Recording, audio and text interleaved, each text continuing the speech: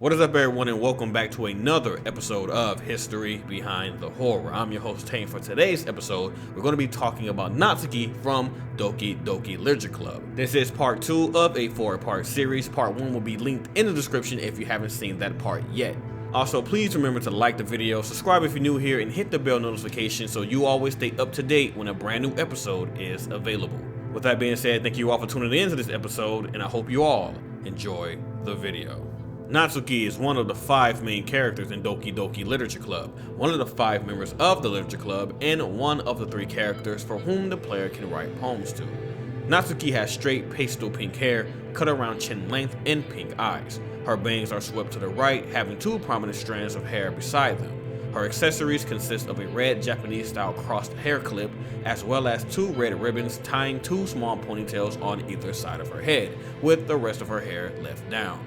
Her canine teeth are longer than the rest of her teeth, making them visible when she opens her mouth wide enough. She is the shortest character in the Literature Club, a feature that results in people commonly mistaking her for a first-year student. She wears the standard female school uniform consisting of a warm gray blazer, brown sweater vest, white shirt, red ribbon, dark blue pleated skirt, white knee-high socks, and white uwabaki slippers with sky blue tips. If the player chooses to help her with festival preparations on day 4, she will wear a light pink ruffled skirt with a black trim, a white shirt with short sleeves decorated with a light pink cat face on the left side of her chest, and light pink trims along the edges of her sleeves. Under the shirt, 2 black bra straps can be seen. Natsuki appears to be brash, blunt, cranky, and seemingly arrogant girl at first, with a cute, softer interior as a result of insecurity, convincing Monika enough to class her as the embodiment of a tsundere. While she is impulsive and can speak without thinking, Natsuki truly cares about her friends, and even when she has obvious anger issues, she doesn't enjoy fights or arguments with people. Over the course of the game, it is shown that she worries about Yuri, and on one occasion she gives the protagonist a note asking him to help Yuri, fearing that if she spoke out, then it would cause more arguments.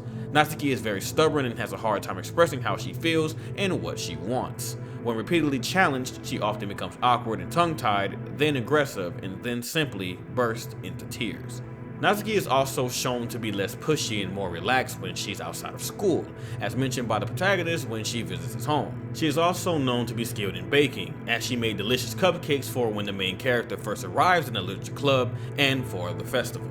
If the player chooses to help Natsuki for the festival during Act 1, her clothing will be a pink skirt and a plain white shirt with a cat on it. The protagonist also gets Natsuki to admit a bit of her fondness for cuteness, as he states that she can't wear that type of clothing and not be considered cute. They do baking together, and at one point the protagonist eats some frosting that was on her finger. She immediately burns up and claims, "You really shouldn't do that kind of thing to girls, unless you really like them." And when the main character questions her, the topic is immediately dropped and the 2 go back to making cupcakes. They also meet up in front of the protagonist's house, and Natsuki puts her face close to his, but they are both interrupted by Sayori, and she makes her excuse and leaves shortly afterward. Natsuki's cute interior also involves the love of manga and anime, particularly those in the slice of life genre and baking. She has been known to store her manga collection in the Literature Club out of embarrassment. Another reason hinted at is because her father will be angry while the rest of the club obviously knows about her interest, and she is still hesitant to talk about it. Natsuki also likes cute things, such as cupcakes with cat faces, and prefers poems with cuter, happier words, though her own poems are still about sad things, such as being persecuted for the protagonist's hobbies. Natsuki believes that it's important to be able to express something deep with few words. Her simplistic writing style puts her at odds with Yuri, who has a more extravagant style. In Act 1, the protagonist is tasked with siding with Natsuki, Yuri, or asking for Sayori's help after an argument between Yuri and Natsuki regarding writing styles. Choosing Yuri will cause her to be offended, and the player attempts to read Natsuki their poem. Natsuki will immediately shoo them away. If the player calls for Sayori to defuse the situation, Sayori will compliment both Yuri and Natsuki on their writing capabilities. The argument will dissolve afterwards, and Yuri and Natsuki will be satisfied with Sayori's response. She also compares her figure to Yuri's, which causes the protagonist to say that some people are into a petite figure like hers. Natsuki hates being called cute, even when she acts as such or does cute things, and she will deny any claims from others relating to this. Nonetheless, she is much more comfortable exposing her sweet side once she knows people aren't going to tease her about it.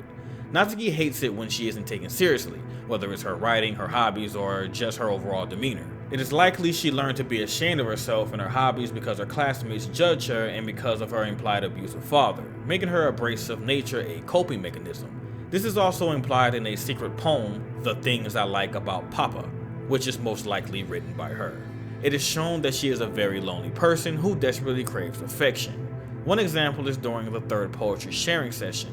If Natsuki has liked all the players' poems to date, she outright asks the protagonist if he thinks her poems are the best, which quickly shifts to her begging him to say that they are, even if he hates them. During Act 2, if the player writes a poem for Natsuki, the protagonist will read manga with Natsuki, and during the middle of the session, she will fall asleep. The protagonist will try to rouse her, and she will glitch out, with a mass of black glitches covering her eyes and mouth, and her dialogue will be distorted.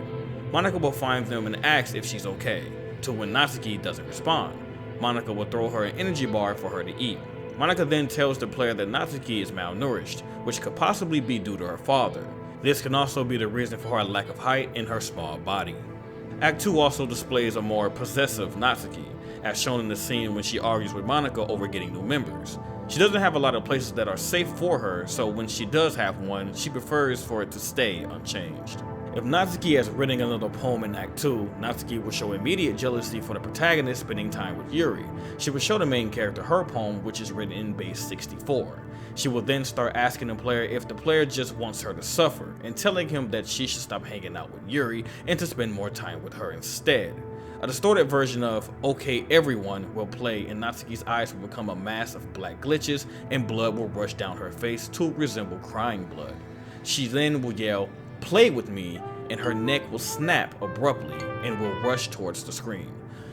The screen will now show a black screen with the word "N" typed in backwards on it. However, when starting up the game once more, there seems to be no lasting consequences from that scene, with Natsuki still intact and the literature club seeming mostly normal. After Yuri's suicide, she comes inside the club to find Yuri's decomposing body. She will yelp loudly, scream, then vomit all over her uniform and run away. Monika then finds Yuri and will quickly delete Yuri and Natsuki's files. Monika eats a cupcake made by Natsuki, except her name is jumbled up and distorted. Monika will then begin Act 3. And that is it for this episode of History Behind the Horror. If you did enjoy this episode and you would love to see more, make sure to like and subscribe and put in the comment section for what you would like to see next here on HBTH. With that being said, thank you again for tuning in, and I will see you all on the next episode of History Behind the Horror.